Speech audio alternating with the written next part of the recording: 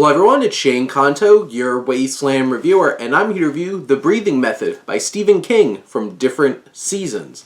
And this is the winter story from this 4-novella series, and it's the shortest of them, the most compact, and tells an interesting story of this framed narrative where you have this lawyer at his men's club hearing a doctor telling this extraordinary story of this poor woman who is pregnant with an illegitimate child who's in a taxi accident.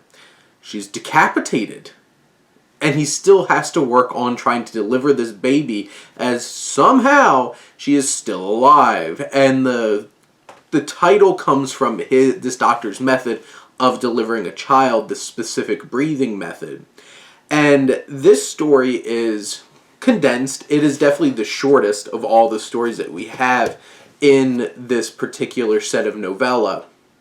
And it's the most straightforward and confined. It has very specific, here's the story, here's the taxi situation, and boom, boom, boom, here's the story. But it also paints an interesting look on society and expectations, and there's some strong undertones of classism and expectations and people's perspectives and, reputations based off of, decisions to have an illegitimate child and stuff like that. And I think it's interesting to have those kind of layers added into the story that goes to some crazy and weird places, like Stephen King can take us.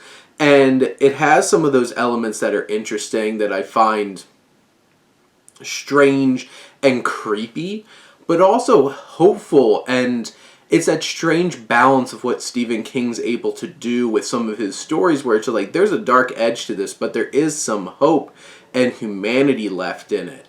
And you have those connections. It's well written. It's interesting to read. You have the different perspectives of the different framed narrators.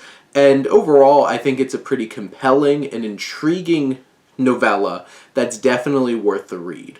But those are my thoughts on The Breathing Method. Let me know what you think, and let's talk some books. But thank you as always for tuning in and supporting your Wasteland reviewer.